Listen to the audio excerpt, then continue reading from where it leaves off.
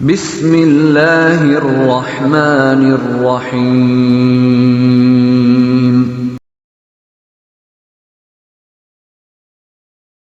السلام علیکم ورحمۃ اللہ وبرکاتہ۔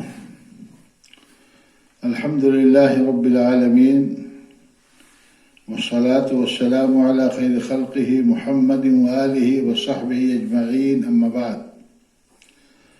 اعوذ باللہ من الشیطان الرجیم، بسم اللہ الرحمن الرحیم۔ کتاب انزلناہ الیک مبارک لیدبروا آیاتہ وَلِيَتَذَكَّرَ أُولُو الْأَلْبَابِ۔ ناظرین کرام، برادران اسلام، آج کے درس کا موضوع ہے قرآن کریم کی تلاوت کے آداب۔ پچھلے دو دروس میں قرآن کریم کی تلاوت کے فضائل و برکات کا بیان ہوا ہے۔ آج کے درس میں تلاوت کے آداب بتائے جا رہے ہیں، جن کا لحاظ ہر تلاوت کرنے والے مسلمان کو کرنا چاہیے۔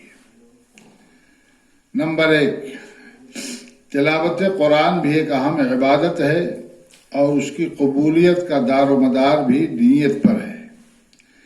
اس لیے سب سے پہلے تلاوت کرنے والے کو اپنی نیت خالص کر لینی چاہیے اور عبادت سمجھ کر قرآن مجید کی تلاوت کا شرف حاصل کرنا چاہیے۔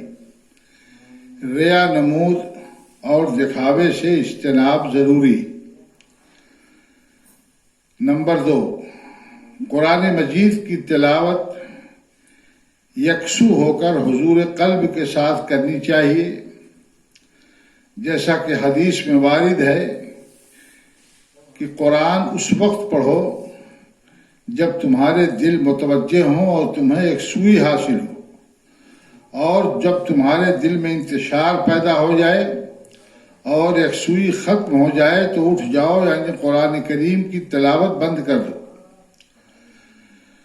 تیسری چیز اس حوالے سے یہ ہے کہ کوشش ہونی چاہیے کہ قرآن کریم کے معنی سمجھ کر پڑھے جائیں، اس لیے کہ بغیر قرآن سمجھے قرآن کی تلاوت سے وہ لذت اور فائدہ حاصل نہ ہو سکے گا جو اس کا مطلوب و مقصود ہے۔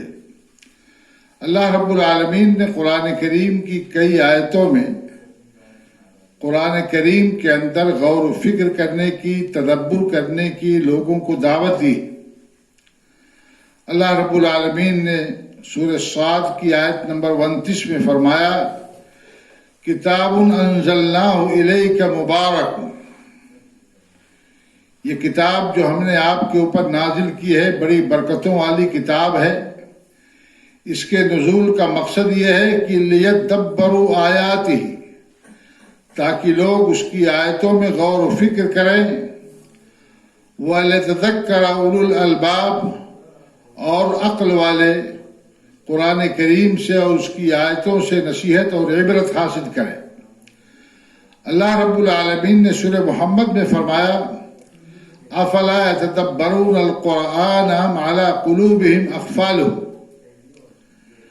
کہ لوگ قرآن کریم میں غور و فکر کیوں نہیں کرتے ہیں؟ کیا ان کے دلوں پر تالے لگ گئے ہیں؟ ان آیتوں سے معلوم ہوتا ہے کہ قرآن کریم سمجھ کر کے پڑھنا چاہیے، اس کے معانی اور مطالب کو سمجھنے کی کوشش کرنی چاہیے۔ آج کل قرآن کریم کی تفاسیر مختلف زبانوں کے اندر موجود ہیں۔ مسلمانوں کے چاہیے کہ ان تراجم سے اور ان تفاسیر سے استفادہ کریں اور فائدہ اٹھائیں اور قرآن کریم کو سمجھنے کی کوشش کریں۔ قرآن پاک کی تلاوت پاک صاف اور باوضو ہو کر کرنا چاہیے، اس لیے کہ کلام الہی کی تعظیم اور احترام کا یہی تقاضا ہے۔ پانچویں چیز یہ ہے کہ قرآن کریم کی تلاوت صاف ستھری جگہ بیٹھ کر کرنی چاہیے۔ گندے اور ناپاک مقامات یا شور و ہنگامہ کی جگہوں پر اس کی تلاوت سے احتراز کرنا چاہیے۔ چھٹی چیز یہ ہے کہ قرآن کریم پڑھنے سے پہلے اعوذ باللہ من الشیطان الرجیم پڑھ کر شیطان مردود سے ضرور پناہ مانگ لینی چاہیے۔ ایک آیت بھی پڑھنی ہو تو تعوذ ضروری ہے۔ سورہ نحل کی آیت نمبر 98 میں اللہ رب العالمین نے اس کا باقاعدہ حکم دیا ہے کہ فَإِذَا قَرَأْتَ الْقُرْآنَ فَاسْتَعِذْ بِاللَّهِ مِنَ الشَّيْطَانِ الرَّجِيمِ، جب قرآن پڑھو تو شیطان مردود سے اللہ کی پناہ طلب کرو۔ ساتویں چیز یہ ہے کہ قرآن کی تلاوت کے وقت صحت مخارج اور تلفظ کی صحیح ادائیگی کا خیال رکھنا چاہیے، اس لیے کہ بسا اوقات غلط تلفظ سے معنی بدلنے کا اندیشہ ہوتا ہے۔ اسی طرح قرآن ٹھہر ٹھہر کر اچھی آواز سے پڑھنے کی کوشش کرنی چاہیے۔ حدیث میں باقاعدہ حکم ہے، اللہ کے نبی صلی اللہ علیہ وسلم نے ارشاد فرمایا کہ زین القرآن باصواتکم، قرآن کو اپنی آواز سے مزین و آراستہ کرو۔ نیز دوسری حدیث میں ہے، اللہ کے نبی صلی اللہ علیہ وسلم نے فرمایا حسن القرآن باصواتکم فإن الصوت الحسن یزید القرآن حسنا، یعنی قرآن کو اپنی آواز سے خوبصورت بناؤ، اس لیے کہ اچھی آواز سے قرآن کا حسن دوبالا ہو جاتا ہے۔ اسی طریقے سے اللہ کے نبی صلی اللہ علیہ وسلم نے ارشاد فرمایا کہ من لم یتغن بالقرآن فلیس منا، جو آدمی قرآن اچھے انداز میں نہ پڑھے اس کا ہم سے کوئی تعلق نہیں ہے۔ اسی طریقے سے بخاری میں حضرت قتادہ رضی اللہ تعالی عنہ، حضرت قتادہ سے مروی ہے کہ حضرت انس رضی اللہ تعالی عنہ سے سوال کیا گیا کہ اللہ کے رسول صلی اللہ علیہ وسلم قرآن کیسے پڑھتے تھے؟ تو حضرت انس رضی اللہ تعالی عنہ نے جواب دیا کہ کان یمد مدن، یعنی اللہ کے رسول صلی اللہ علیہ وسلم کھینچ کھینچ کر کے قرآن پڑھتے تھے۔ پھر حضرت انس رضی اللہ تعالی عنہ نے بسم اللہ الرحمن الرحیم پڑھ کر عملی طور پر اس کی وضاحت کی اور بسم اللہ کو کھینچا، پھر الرحمن کو کھینچا اور اس کے بعد الرحیم کو کھینچا۔ معلوم ہوا کہ خوب ٹھہر ٹھہر کر اطمینان سے قرآن پڑھنا چاہیے، البتہ دوران قرأت بیجا تکلف سے احتراز کرنا چاہیے۔ اللہ کے نبی جناب محمد رسول اللہ صلی اللہ علیہ وسلم کی تلاوت قرآن کے حوالے سے اماں ام سلمہ رضی اللہ تعالی عنہ بیان فرماتی ہیں کہ کان رسول اللہ صلی اللہ علیہ وسلم یقطع قراءتہ، یعنی اللہ کے رسول صلی اللہ علیہ وسلم اپنی قرأت الگ الگ کر کے کرتے تھے، پڑھتے تھے۔ یقرأ الحمد للہ رب العالمین، اللہ کے رسول صلی اللہ علیہ وسلم الحمد للہ رب العالمین پڑھتے تھے، ثم یقف، پھر آپ ٹھہر جاتے تھے، اس کے بعد الرحمن الرحیم پڑھتے تھے۔ قرآن میں بھی اللہ نے نبی کریم صلی اللہ علیہ وسلم کو اس کا حکم دیا ہے کہ وَرَتِّلِ الْقُرْآنَ تَرْتِيلًا، قرآن کریم کی تلاوت بآواز بلند افضل ہے۔ البتہ اگر پاس میں کوئی سو رہا ہے یا نماز پڑھ رہا ہے یا ذکر و تلاوت میں مصروف ہے اور بلند خوانی سے اس کی نماز میں، تلاوت میں یا آرام میں خلل کا اندیشہ ہے تو قرآن کی تلاوت آہستہ کرنی چاہیے، پھر بھی اتنی آواز تو نکلنی ہی چاہیے جسے کم از کم پڑھنے والا سن سکے۔ جب سجدے کی آیات سے تلاوت کرنے والے کا گزر ہو، سجدے کی آیتیں آئیں تو مسنون و مستحب ہے کہ سجدے تلاوت کریں، خواہ وہ وقت ایسا ہی کیوں نہ ہو جس میں نماز پڑھنی ممنوع مکروہ ہے۔ ایک ادب یہ بھی ہے کہ جب قاری ایسی آیتوں پر پہنچے، پڑھنے والا ایسی آیتوں پر پہنچے، اگر وہ سمجھ کر کے پڑھ رہا ہے جن میں جہنم، اللہ کے عذاب یا معذب قوموں کا تذکرہ ہو، تو پڑھنے اور سننے والوں کو ان چیزوں سے اللہ کی پناہ مانگنی چاہیے، اور جہاں جنت اور اللہ کی نعمتوں کا ذکر ہو تو اللہ سے ان چیزوں کا سوال کرنا چاہیے۔ کبھی کبھار قرآن کریم دوسروں سے بھی سننا چاہیے، بالخصوص اچھی اور پرسوز آواز سے دلوں میں اثر پیدا ہوتا ہے۔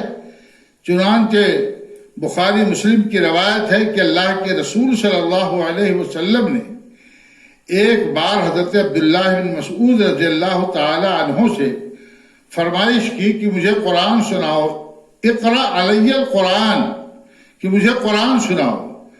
حضرت عبداللہ بن مسعود رضی اللہ تعالی عنہ نے تعجب سے سوال کیا، یا رسول اللہ، اقرأ علیک وعلیک انزل، میں آپ کو قرآن سناؤں حالانکہ وہ آپ ہی کے اوپر نازل کیا گیا ہے؟ تو آپ صلی اللہ علیہ وسلم نے فرمایا، انی احب ان اسمعہ من غیری، میری خواہش ہے کہ میں اپنے علاوہ کسی دوسرے سے قرآن کی تلاوت سنوں، قرآن کی قرأت سنوں۔ چنانچہ ابن مسعود رضی اللہ تعالی عنہ نے سورہ النساء کی تلاوت شروع کی، اور جب وہ اس آیت پر پہنچے، فَكَيْفَ إِذَا جِئْنَا مِن كُلِّ أُمَّةٍ بِشَهِيدٍ وَجِئْنَا بِكَ عَلَى هَؤُلَاءِ شَهِيدًا، تو اللہ کے نبی صلی اللہ علیہ وسلم جذبات سے بے قابو ہو گئے اور حضرت ابن مسعود رضی اللہ تعالی عنہ سے فرمایا، حسبک الآن، عبداللہ بن مسعود اب بس کرو۔ ابن مسعود رضی اللہ تعالی عنہ کا بیان ہے کہ میں نے جب قرأت بند کر کے آپ پر نظر ڈالی تو آپ کی آنکھیں اشکبار تھیں اور ان سے آنسو بہ رہے تھے۔ اس وقت اچھے قاریوں، خصوصاً حرمین شریفین کے ائمہ کی تلاوت قرآن کے کلپس سوشل میڈیا پر دستیاب ہیں، کبھی کبھار انہیں سن کر اپنے ایمان میں تازگی پیدا کرنی چاہیے۔ مسجدوں کے علاوہ گھروں میں بھی قرآن کی تلاوت کا اہتمام کرنا چاہیے، اس سے گھروں میں برکت حاصل ہوتی ہے۔ چنانچہ ایک حدیث میں ہے کہ لا تجعلوا بیوتکم مقابر، تم اپنے گھروں کو قبرستان نہ بناؤ، ان الشیطان ینفر من البیت الذی تقرأ فیہ سورۃ البقرہ، شیطان ہر اس گھر سے بھاگ جاتا ہے جس گھر میں سورہ بقرہ کی تلاوت کی جاتی ہے۔ اسی طریقے سے ہر مسلمان کو قرآن مجید حفظ کرنے یا کم از کم اس کی خاص صورتوں اور آیتوں کے یاد کرنے کا اہتمام کرنا چاہیے، اس لیے کہ صحیح حدیث میں ہے، اللہ کے نبی صلی اللہ علیہ وسلم نے ارشاد فرمایا، ان الذی لیس فی جوفہ شیء من القرآن کالبیت الخرب، کہ جس شخص کے دل میں قرآن کا کوئی حصہ نہیں ہے، قرآن کا کچھ بھی حصہ محفوظ نہیں، اس کی مثال غیر آباد اور اجڑے گھروں جیسی ہے۔ اسی طریقے سے اللہ کے نبی جناب محمد رسول اللہ صلی اللہ علیہ وسلم نے سورہ الفاتحہ کو حدیث میں عظیم ترین سورت قرار دیا ہے۔ سورہ اخلاص کو ثلث قرآن بتایا گیا ہے۔ اللہ کے نبی صلی اللہ علیہ وسلم نے صحابہ سے دریافت کیا، کیا تم میں کوئی شخص رات میں ثلث قرآن کی تلاوت کر سکتا ہے؟ صحابہ کرام نے کہا، یا اللہ، اے اللہ کے رسول صلی اللہ علیہ وسلم، شاید یہ عمل ہم میں سے کوئی نہ کر سکے کہ رات میں 1/3 قرآن کی تلاوت کر سکے۔ تو اللہ کے نبی صلی اللہ علیہ وسلم نے فرمایا کہ ثلث قرآن 1/3 قرآن قل هو اللہ احد اللہ الصمد ہے۔ اسی طریقے سے معوذتین کے فضائل ہیں، قل اعوذ برب الفلق، قل اعوذ برب الناس، آیت الکرسی کے فضائل ہیں، سورہ بقرہ کی آخری 2 آیتوں کی فضیلت ہے، خود سورہ بقرہ کی فضیلت ہے، سورہ کہف کی فضیلت ہے، اور ان کے علاوہ بہت سارے سورتوں کے فضائل حدیثوں کے اندر وارد ہوئے ہیں۔ ضرورت ہے کہ مسلمان ان سورتوں کو یاد کریں، ان سورتوں کو یاد کر کے ان کو دہرائیں، ان کو پڑھیں۔ اسی طریقے سے جو صورتیں ہمیں یاد ہو جائیں، جو آیتیں یاد ہو جائیں، ان کی حفاظت ہمیں کرنی چاہیے، انہیں دہراتے رہنا چاہیے۔ اگر کوئی مسلمان قرآن یاد کر کے بھول جاتا ہے تو اس کے لیے حدیثوں میں سخت وعید آئی ہے۔ اللہ تعالی ہمارے دلوں کو قرآن کی روشنی سے معمور کر دے، اس کے احکام پر چلنے کی توفیق بخشے، اور ہمیں تلاوت اور ذکر الہی میں مشغول رہنے کی سعادت سے نوازے۔ آمین۔ وآخر دعوانا ان الحمد للہ رب العالمین۔ والسلام علیکم ورحمۃ اللہ وبرکاتہ۔